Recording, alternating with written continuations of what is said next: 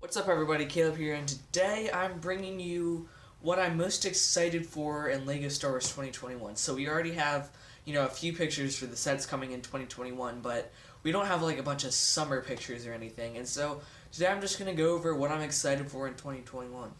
First up, we have yet another Millennium Falcon microfighter, this time with 101 pieces, and once again retails for $10. And I think it's disappointing that they're doing a third one of these. They literally had one on shelves 2 or 3 years ago, and I don't see why we need a third Millennium Falcon one of these. It's not really that different than the past two. We got one in 2014, we got one in 2018, I believe.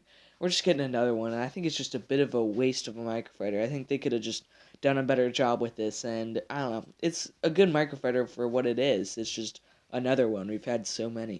Then we have the Lego Trouble on Tatooine set, which costs $30 and has 276 pieces, and this is a pretty cool set. My favorite part of the set, of course, is Beskar Armor Mando.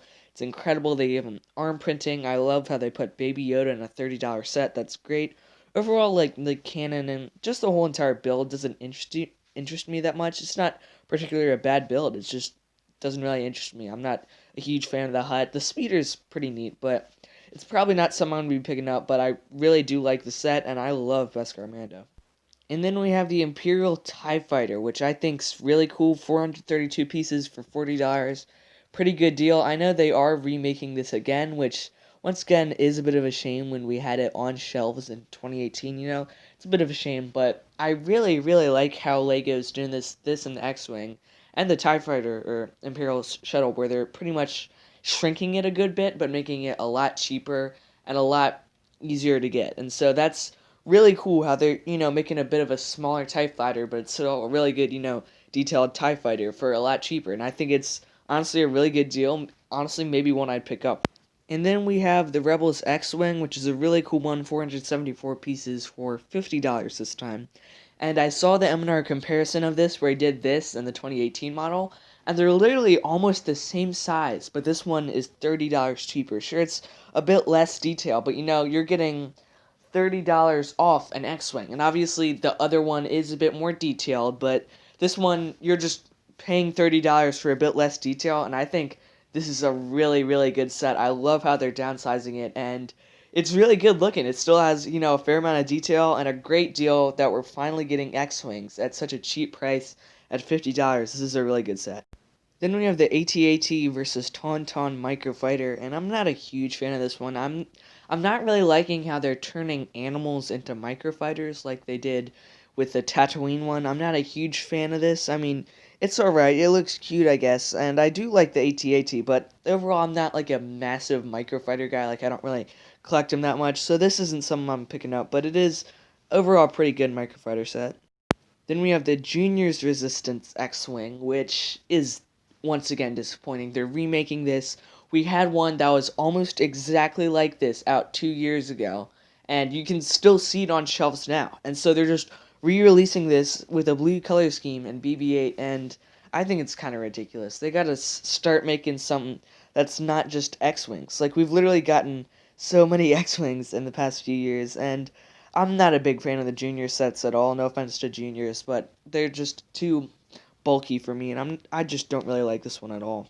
And then my favorite one that we have pictures of is the Lego Imperial Shuttle. They did an incredible job with this. It's $70, which is $30 cheaper than the last one. That's incredible. The last one was $100 for almost this exact same size. So they're pretty much remaking it like a little bit smaller, but not a lot, for $30 less. And that's incredible. I love how this looks. Some people don't like how the front looks. They think it's too bulky. I really like it. I think it looks really, really smooth. The one thing I really don't like about it is that some people think Luke's lightsaber is going to be blue, and I really hope it's not blue, because that'd just be so inaccurate. Like, they could have literally just switched out to green. So I really, really hope it's not blue, but, we'll see what color it is, and I might even pick this one up. This one, it looks really, really good, and I love how this one looks. We're supposed to be having like an Imperial Probe Droid like buildable thing. This obviously is a this is the real model, but I'm excited to see what they do with it. Like, they've done these droids in the past. They've done BB-8, the Porg. We got Yoda and Dio and, Baby Yoda and all these different things. I think it's going to be interesting to see something that's not as popular as those just turn in a Lego form. I think it's going to be an interesting model.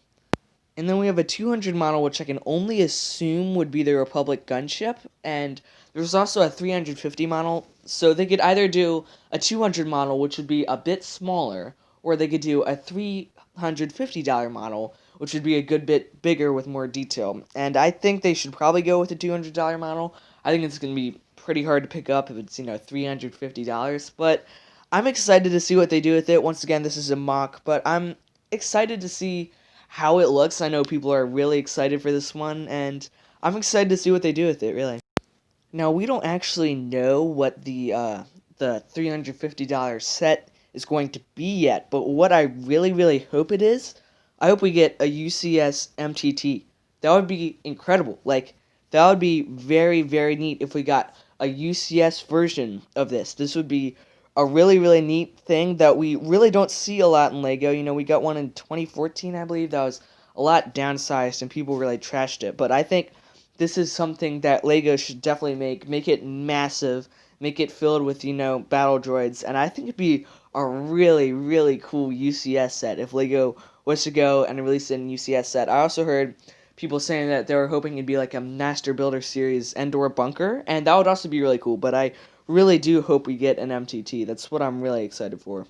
And then apparently in late 2021, we're going to get an $800 LEGO Star Wars set, and we've only had one of these before, the UCS Millennium Falcon, and I can only think that it can be one thing, a UCS Death Star, because they just retired the old Death Star. I think that they'd re-release, well, pretty much make one of these again, and make it paneled up and make it absolutely massive. I think that would actually be absolutely incredible if they went and made one of these. In 2016 we got the Death Star, 2017 we got Millennium Falcon, 2018 Cloud City, 2019 Star Destroyer, 2020 we got the Mos Eisley. And it really goes back and forth from like a play set to a display, play, display, play, display. And so we got a play set last year, the Mos Eisley Cantina. It's time for our big display set. And I really can't think of any other Star Wars vehicle that they can make into an $800 set, right? They've made, a Imperial Star Destroyer. I honestly can't think of anything else that they can make in an $800 set. Like, it has to be a Death Star. I don't know what else it can be. Leave your ideas in the comments on what you think it could be, but that is what I think that we're going to get in 2021, and I'm very excited to see what they do with it and just see what they make. It's going to be really, really interesting. I also think that it can easily surpass the Coliseum as the biggest LEGO set ever. I think that'd be really cool if we got the Death Star as the biggest set ever instead of the Coliseum. I think it'd be really, really neat if it actually... And that is going to be it for today's video. Make sure to like and subscribe. This was pretty much everything I'm looking forward to in LEGO Star Wars 2021. And there's a lot of unknowns out there. We don't know everything we're getting. We definitely don't know everything we're getting. But that's what I'm looking forward to. Make sure to like, subscribe. This is Caleb, signing off for now. Peace out. Bye.